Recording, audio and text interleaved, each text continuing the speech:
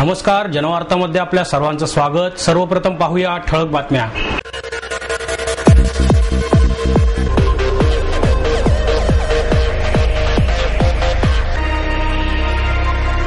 स्वर्गीय राजीव गांधी यांच्या जयंतीनिमित्त महापालिका आणि शिक्षण मंडळाच्या वतीने अक्षय ऊर्जा आणि अपारंपरिक ऊर्जा दिन समारंभ उत्साहात संपन्न। महाराष्ट्र प्रदेश महिला काँग्रेस कमिटीच्या वतीने आयोजित महिला जागर 2011च्या सांगता समारंभाचे आयोजन। आणि गुरुजी तालीम मंडळाच्या वतीने शतकोत्तर रौप्य महोत्सवानिमित्त श्रींना 5 किलोचा रत्नजडित सोन्याचा मुकुट अर्पण करण्यात येणार। स्वर्गीय राजीव गांधी यांच्या जयंतीनिमित्त महापालिका आणि शिक्षण मंडळाच्या वतीने अक्षय ऊर्जा आणि अपारंपरिक ऊर्जा दिन समारंभ उत्साहात संपन्न झाला। सारसबागेजवळील पेशवे उद्यानात पार पडलेल्या या अनोख्या समारंभाला कोल्हापूर येथील डी.वाय. पाटील महाविद्यालयाचे उपकुलगुरू एच.एस. पाटील, शिक्षण मंडळ अध्यक्षा संगीता तिवारी, शिक्षण मंडळ उपाध्यक्ष अप्पा रेणुसे, शिक्षण प्रमुख रामचंद्र जाधव आदी मान्यवरांसह पालिका शाळांमधील विद्यार्थी-विद्यार्थिनी मोठ्या संख्येने उपस्थित होते। या विद्यार्थ्यांनी पर्यावरण रक्षणासंबंधी तसेच अपारंपरिक ऊर्जा स्रोतांविषयीचे फलक हाती घेऊन रॅली काढली। त्याचप्रमाणे अक्षय ऊर्जा आणि अपारंपरिक ऊर्जेविषयी विद्यार्थ्यांना आत्तापासूनच माहिती व्हावी आणि त्याचे महत्त्व पटावे यासाठी सौर ऊर्जेवर चालणारे बंब, light, solar panel, solar cooker, मुलांची खेळणी इत्यादी वस्तूंचे प्रदर्शनही करण्यात आले। यावेळी विद्यार्थ्यांना मार्गदर्शन करताना पाटील म्हणाले, सध्या रोज वर्तमानपत्र उघडले की आपल्याला फक्त लोकपाल विधेयकाविषयीच बातम्या दिसतात। हे लोकपाल विधेयक जरी गरजेचे असले तरी देशापुढील त्याहून महत्त्वाचा असलेला प्रश्न म्हणजे ऊर्जा हाच आहे। जिथे ऊर्जा असते तेथेच जीवन असते। ऊर्जेशिवाय मानव जगूच शकत नाही। परंतु सध्या असलेले ऊर्जा संकट फक्त आपल्या देशालाच नव्हे तर जगाला लागलेला कॅन्सर आहे आणि दिवसेंदिवस तो वाढतच चालला आहे। त्याचप्रमाणे वसुंधरा संवर्धनासाठी तुमच्यासारख्या विद्यार्थ्यांनी आत्तापासूनच प्रयत्न करणे गरजेचे आहे आणि यासाठी झाडे लावा, झाडे जगवा असा मोलाचा मंत्रही पाटील यांनी यावेळी विद्यार्थ्यांना दिला। याबरोबरच संगीता तिवारी यांनी उपस्थित विद्यार्थ्यांकडून ऊर्जा वाचवण्यासाठी घरातील लाईट, गीजर, पंखे, टीव्ही इत्यादी उपकरणे कामाशिवाय चालू न ठेवण्याचे वचन घेतले। या आगळ्यावेगळ्या समारंभाला विद्यार्थी-विद्यार्थिनींकडून भरभरून प्रतिसाद मिळाला। महाराष्ट्र प्रदेश महिला काँग्रेस कमिटीच्या वतीने आयोजित महिला जागर 2011च्या सांगता समारंभाचे आयोजन करण्यात आले। स्वर्गीय राजीव गांधी यांच्या जयंतीनिमित्त महाराष्ट्र प्रदेश काँग्रेस कमिटीच्या वतीने स्त्री भ्रूण हत्या, स्त्री शिक्षण आणि महिलांचा राजकारणातील सहभाग या विषयांना अनुसरून संपूर्ण महाराष्ट्रात 3 ते 20 ऑगस्ट दरम्यान महिला जागर 2011 ही मोहीम राबवण्यात आली। या मोहिमेचा समारोप बालगंधर्व रंगमंदिरात झाला। राज्याच्या समाज कल्याण मंत्री वर्षा गायकवाड यांच्या उपस्थितीत झालेल्या समारोपाच्या वेळी आमदार प्रणिती शिंदे, महिला प्रदेशाध्यक्षा कमल व्यवहारे, आमदार दीप्ती चौधरी, उल्हास पवार, ज्येष्ठ पत्रकार राही भिडे, पद्मश्री शीतल महाजन, काँग्रेसचे शहराध्यक्ष ॲडव्होकेट अभय छाजेड, महिलाध्यक्षा स्नेहल पाडळे, माजी मंत्री बाळासाहेब शिवरकर, चंद्रकांत छाजेड, रोहित टिळक आदींसह महिला कार्यकर्त्या मोठ्या संख्येने उपस्थित होत्या। यावेळी बोलताना वर्षा गायकवाड यांनी स्त्री भ्रूण हत्या, स्त्री शिक्षण आणि महिलांचा राजकारणातील सहभाग या 3ही विषयांवर आपले विचार मांडले। त्या म्हणाल्या, पुणे हे शिक्षणाचे माहेरघर आहे। इथेच महात्मा ज्योतिबा फुले, सावित्रीबाई फुले यांनी मुलींसाठी पहिली शाळा सुरू केली। एक पुरुष शिकला तर एकट्या पुरुषाचीच प्रगती होते, पण एक स्त्री शिकली तर संपूर्ण कुटुंबाची प्रगती होते। स्वर्गीय राजीव गांधी यांनी घटना दुरुस्ती करून महिलांना 33% आरक्षण दिले। त्यांच्यामुळेच महिलांचा राजकारणातला सहभाग वाढला आहे। आता स्थानिक स्वराज्य संस्थांमध्ये महिलांना 50% आरक्षण देण्याचे काम सोनिया गांधींमुळे झाले आहे। स्त्री भ्रूण हत्येबाबत बोलताना त्या म्हणाल्या, विज्ञान जिथे पोहोचले तिथे स्त्री भ्रूण हत्येचे प्रमाणही वाढले आहे। विज्ञानाचा उपयोग अज्ञान घालवण्यासाठी झाला पाहिजे, पण तसा होत नाही ही लाजिरवाणी गोष्ट आहे। प्रणिती शिंदे म्हणाल्या, स्त्री भ्रूण हत्या रोखण्याचं काम फक्त आमदार खासदार यांचं नसून त्या रोखण्यासाठी सामान्यांचाही सहभाग असणे गरजेचे आहे। स्त्री भ्रूण हत्या मध्यमवर्गीयांमधून जास्त होत असल्याबद्दल त्यांनी खंत व्यक्त केली। महिलांना 50% आरक्षण जाहीर झाले असले तरी त्याचा फायदा घेण्यासाठी का होईना मुली जन्माला येणे गरजेचे आहे। पत्रकार राही भिडे, शीतल महाजन यांनीही यावेळी मनोगत व्यक्त केले। महाराष्ट्रातील सर्वात उंच दहीहंडी स्मृतिचिन्हाचे उद्घाटन आमदार डॉक्टर नीलम गोऱ्हे यांच्या हस्ते करण्यात आले. सालाबाद प्रमाणे यंदाच्याही वर्षी बुधवारपेठ येथील तरुण अशोक मंडळाने दहीहंडी फोडणाऱ्या संघास 6 फुटी स्मृतिचिन्ह देण्याचे ठरवले आहे. या स्मृतिचिन्हाचे उद्घाटन आमदार डॉक्टर नीलमताई गोऱ्हे यांच्या हस्ते करण्यात आले. यांच्या स्मरणार्थ ललित शेठ जैन यांच्याकडून दरवर्षी देण्यात येते. महाराष्ट्राचे नाव लौकिक करण्याच्या दृष्टीने हे स्मृतिचिन्ह देण्यात येते. हे स्मृतिचिन्ह बनवण्यास 4 महिन्याचा कालावधी लागला असून फायबर, विविध प्रकारचे खडे, अमेरिकन डायमंड्स यापासून सजवण्यात आले आहे. विठ्ठल गिरे यांनी हे स्मृतिचिन्ह बनवले आहे. त्याची किंमत 30 ते 35 हजार रुपये इतकी आहे. स्मृतिचिन्हाची संकल्पना तरुण अशोक मंडळ ट्रस्टचे अध्यक्ष संजय चंद्रकांत तावरे यांचे आहे. प्रमुख उपस्थिती राजेंद्र शिंदे, विजय मारटकर, ललित शेठ जैन, चंदन सुरतवाला, संतोष भूतकर, जतीन पाडे, गणेश पवार, सारंग मारचेट्टी, राजू ठक्कर, किरण दबडे, अमोल शिंदे यांची असणार आहे. वंदे मातरम संघटनेच्या वतीने कात्रज येथील भारतीय विद्यापीठाच्या आवारात 12:30 आणि धनकवडी येथील गुलाबनगर मध्ये 6:30 वाजता पुस्तक दहीहंडी होणार असल्याची माहिती वंदे मातरम संघटनेचे प्रदेशाध्यक्ष वैभव वाघ यांनी पत्रकार परिषदेत दिली. यावेळी सचिन जामगे, सौरभ विरकर, साहिल शेख, गौरव शेळीमकर, हर्षद गरुड, ॲडव्होकेट मनीष वाडेकर आदी उपस्थित होते. दहीहंडी उत्सवामध्ये अलीकडील काही दिवसांमध्ये मोठ्या प्रमाणात बदल झालेला आहे. त्यामुळे पुस्तकांच्या भिंती हा उत्सव राबवला जात आहे.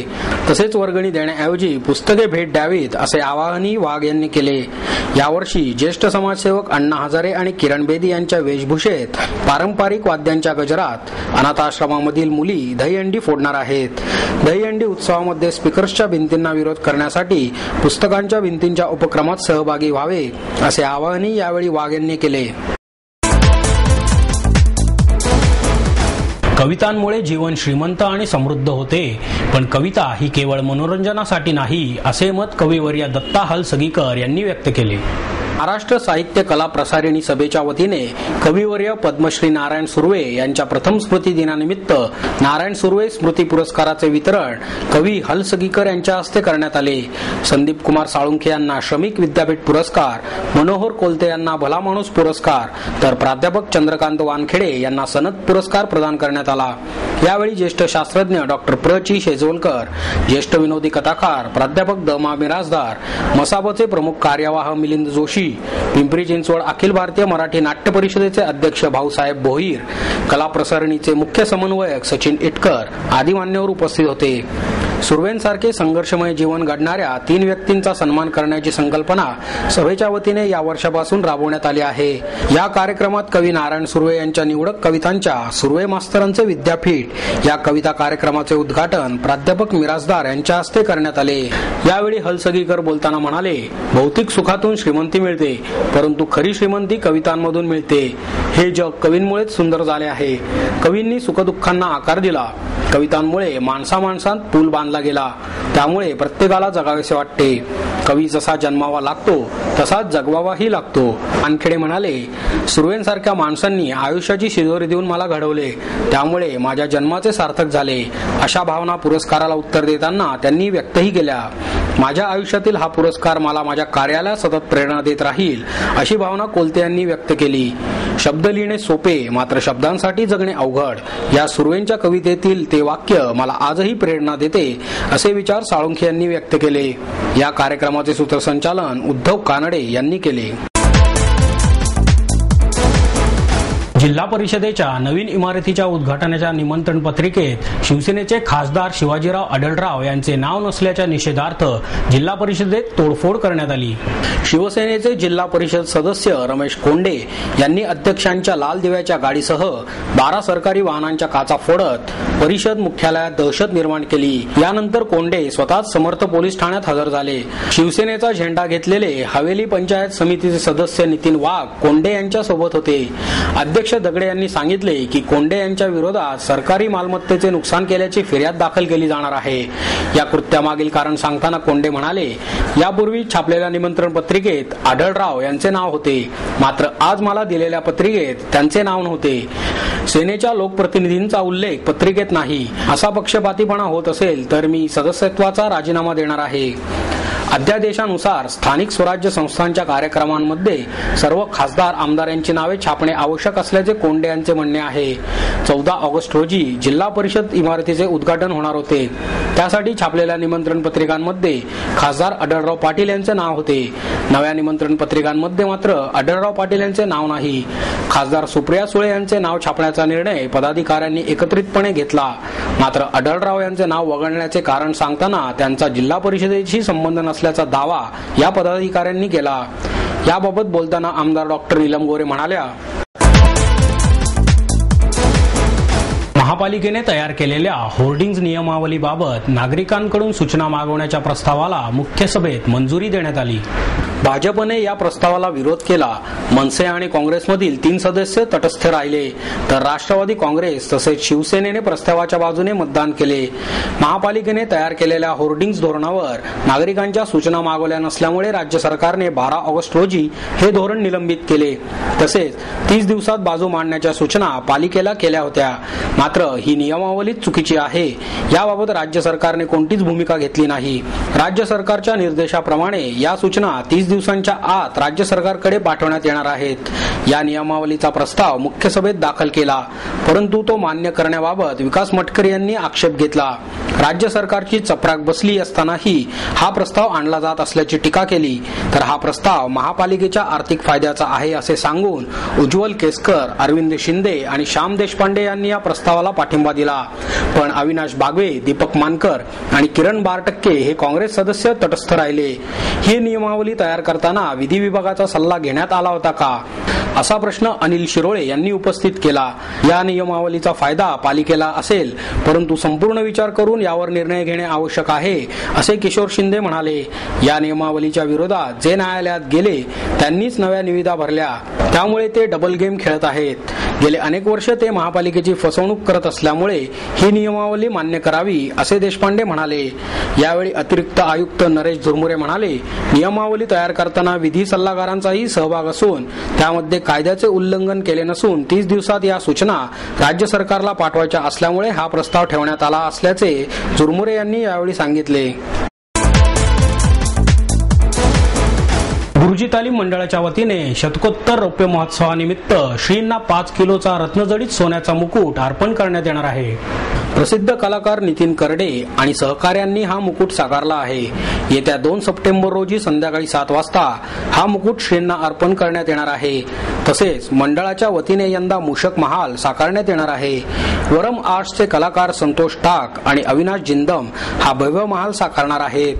गणेशोत्सवाच्या काळात मंत्र जागर, अथर्व शीर्ष पठण, गणेश याग आणि सत्यनारायणाची महापूजा असे धार्मिक कार्यक्रम आयोजित करण्यात येणार आहेत. यंदा सुरक्षिततेचा प्रश्न लक्षात घेऊन मंडळाच्या वतीने गणेशोत्सवाच्या काळात 6 सीसीटीव्ही कॅमेरे बसवण्यात येणार आहेत, अशी माहिती मंडळाचे अध्यक्ष प्रवीण परदेशी यांनी दिली. स्वर्गीय राजीव गांधी जीवन दर्शन या चित्रप्रदर्शनाचे काँग्रेस भवन येथे, तर दी गोल्डन सिटी जैसलमेर या छायाचित्रांच्या प्रदर्शनाचे टिळक रोडवरील आर्ट टुडे गॅलरी येथे आयोजन करण्यात आले आहे. दिवंगत पंतप्रधान राजीव गांधी यांच्या जीवनावर आधारित चित्र प्रदर्शनाचे उद्घाटन राज्याचे पशुसंवर्धन आणि दुग्ध विकास राज्यमंत्री मधुकर चव्हाण यांच्या हस्ते करण्यात आले. यावेळी आमदार दीप्ती चौधरी, काँग्रेस शहराध्यक्ष अभय छाजेड, उपमहापौर प्रसन्न जगताप, उपाध्यक्ष दीपक मानकर, अरुण ढिमढिमे, शहर महिला अध्यक्षा स्नेहल पाडळे, शिक्षण मंडळ अध्यक्षा संगीता तिवारी आदी मान्यवर उपस्थित होते. हे प्रदर्शन 21 ऑगस्ट पर्यंत सुरू राहणार आहे.